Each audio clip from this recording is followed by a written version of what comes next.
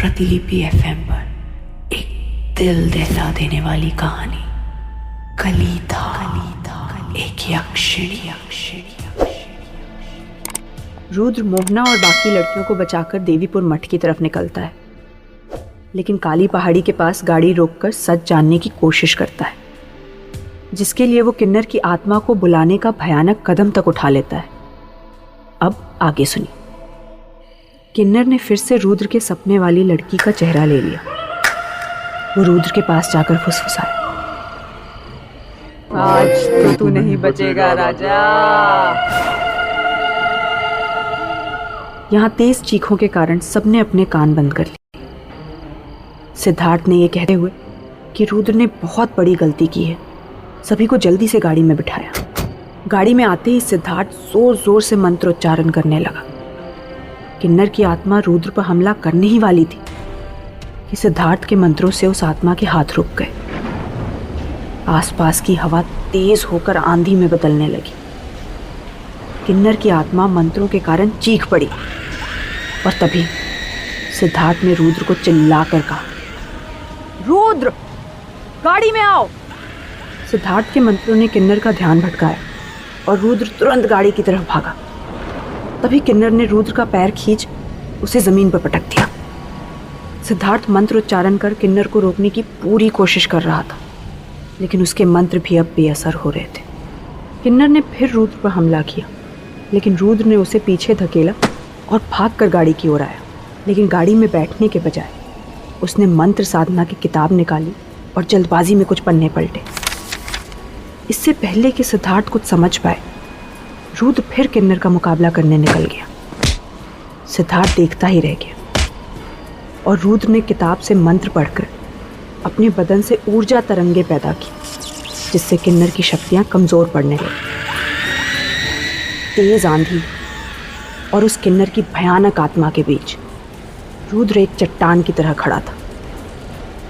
किन्नर की आवाज गड़गड़ाई, तेरी इतनी हिम्मत कि तूने मुझे यहाँ बुला लिया। ये सुनकर सिद्धार्थ चौंक गया। किन्नर की आत्मा को बुलाने का आखिर क्या मकसद हो सकता है? रुद्र को अपनी जान की बाजी लगाने का क्या शौक पड़ गया? रुद्र ने अपने मंत्रों की ऊर्जा से जल्द ही किन्नर पर काबू पा लिया। फिर उसकी आंखों में देखकर रुद्र ने कहा, मुझे तेरी मदद चाहिए। किन्नर जवाब में हंस पड़ा।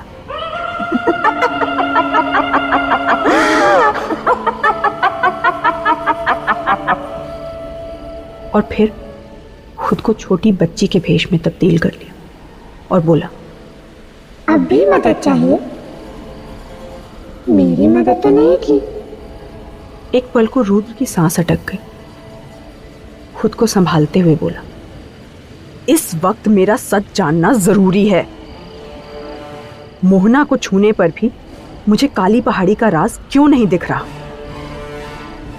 रुद्र की बात सुनकर वो किन्नर चेहरे पर लाल सिंदूर लगाए अपने रूप में वापस आ गया। गाड़ी में बैठा सिद्धार्थ अपनी आंखों पर यकीन नहीं कर पा रहा था। उसे इस किन्नर पर बिल्कुल भरोसा नहीं था। किन्नर रुद्र की आंखों में देखकर बोला, आज तो तू बड़ा बहादुर बन रहा है। सच जानना है ना तुझे? तो सुन, मोहना या इस सरहद की मिट्टी तुझे कुछ नहीं बताएगी।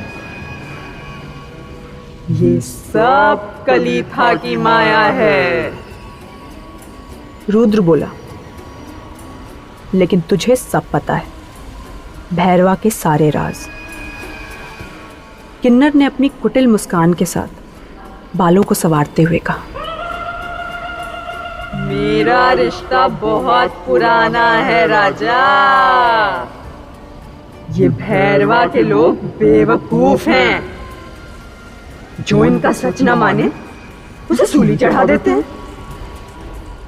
तू देखता जा कैसे धीरे धीरे कलिथा इस भैरवा का नाश करेगी।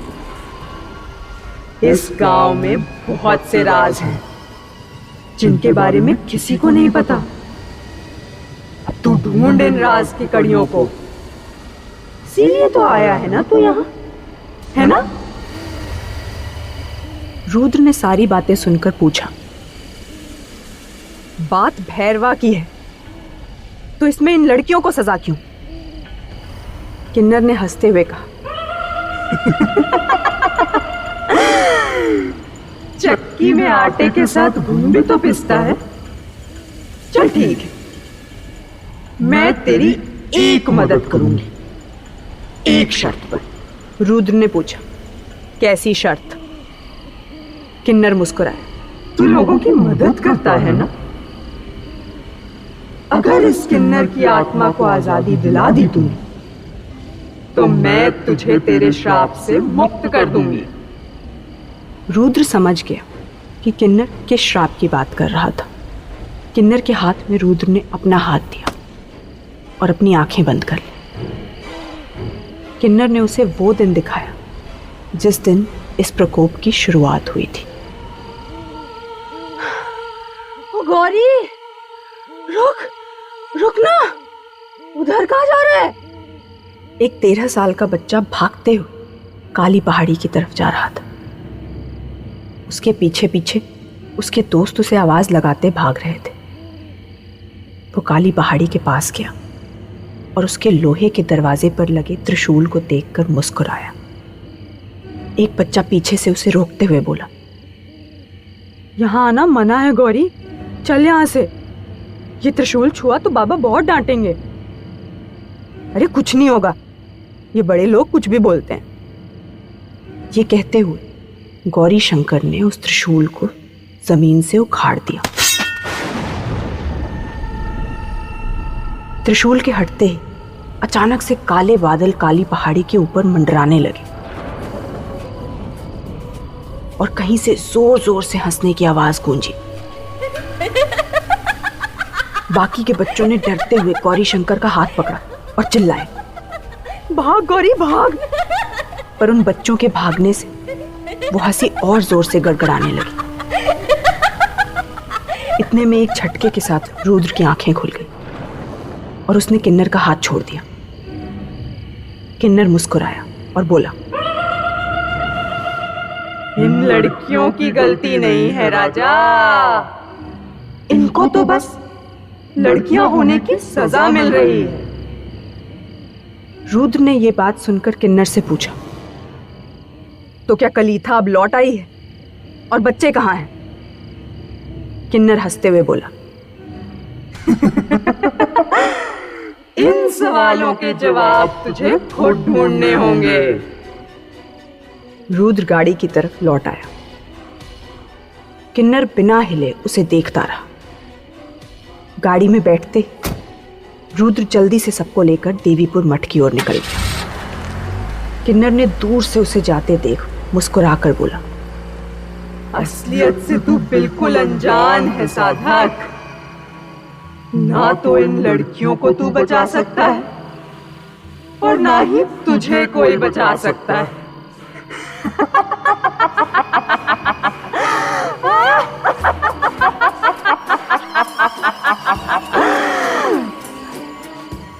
आखिर रुद्र का श्राप क्या था और किस आधे सच की बात कर रहा था किन्नर? आगे की कहानी जानने के लिए सुनिए प्रतिलिपि FM पर कलीधा यक्षिणी।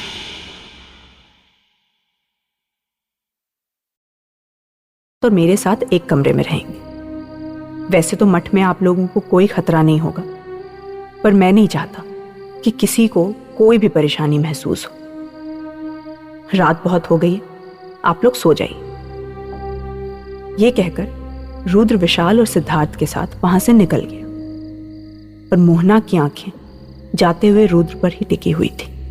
विशाल को कमरे में छोड़कर सिद्धार्थ रुद्र के साथ बात करने बाहर आ गया। इससे पहले कि वो कुछ कहता, रुद्र बोला, मैं जानता हूं तुम मुझसे नाराज हो। सिद्धार्थ भड़का, नाराज? रुद्र, तुम जानते हो कि ये मठ के नियमों के सख्त खिलाफ, फिर भी तुमने उस किन्नर की आत्मा को बुलाया। तुम एक साधक हो, तांत्रिक नहीं।